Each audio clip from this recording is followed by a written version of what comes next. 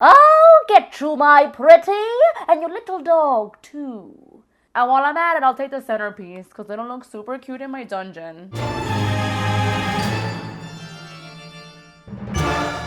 Hello, guys and ghouls. 'Tis the season to fill our stomachs and homes con pumpkin spice de todo and listen to the Haunted Mansion soundtrack on repeat.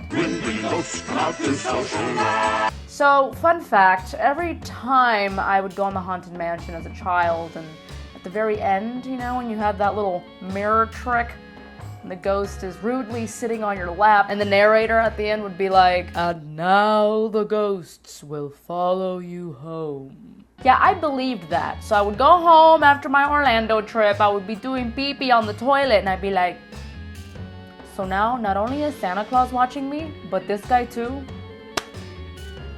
I can't get any privacy around here. So when I would go pee-pee, I would grab a toalla and place it over my lap and be like, not today, creepers. So in today's special Halloween, or as I'd like to say, trick or treat episode, is all about that BRUJA life. Smells like cinnamon. Thank you, Trader Joe's. All right, so here are my top 5 favorite bitches. I mean witches. Number 5, the Wicked Witch of the West. So the first thing that comes to mind when I say that is you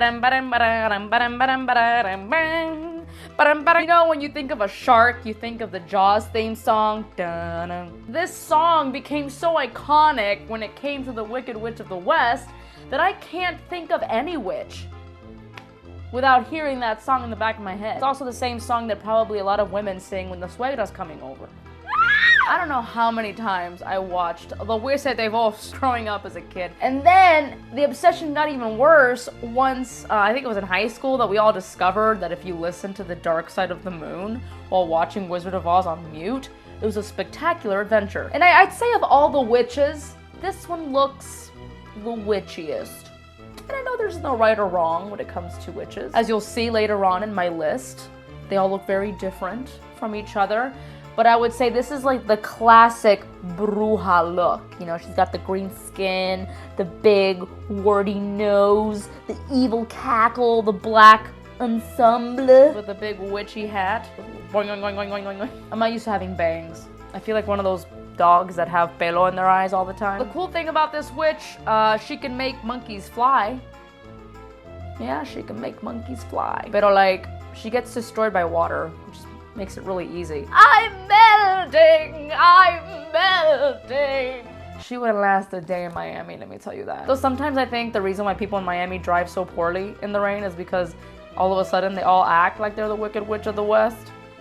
Like a little gota of water hits their car. I'm melting! Por favor!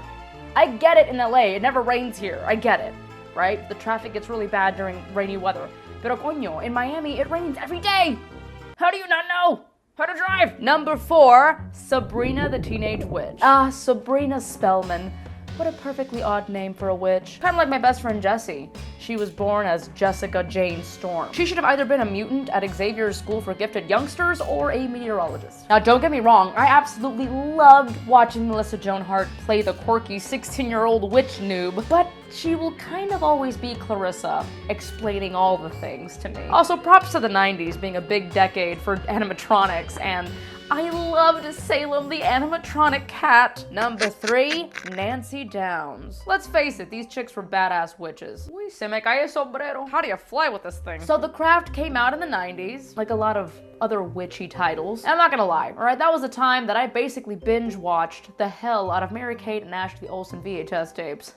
That doesn't mean I didn't have an edgy side. And I think that's what attracted us youngsters to this film, because you see this group of teenage girls, and I wanted to be like them, minus the witchcraft. Look, we all root for the nice guy in the end, but I love watching a good antagonist story. But I think she's awesome and probably one of the most memorable characters from The Craft. Number 2, Hermione Granger. Should I try to say that in a British accent, or am I gonna upset my British friends? Hermione Granger.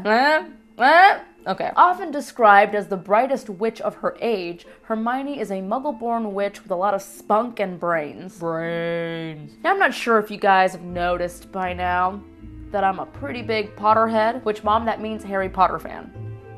Okay. And I will always have a special place in my muggle heart for Hermione Granger. I mean, let's face it, Hermione kept Harry's ass in check. Not Harry ass, Harry's ass. Like, she kept it in check throughout the entire Harry Potter series. I don't know what Harry and Ron would have done without her. She was the brains of the operation, making her a true Ravenclaw at heart.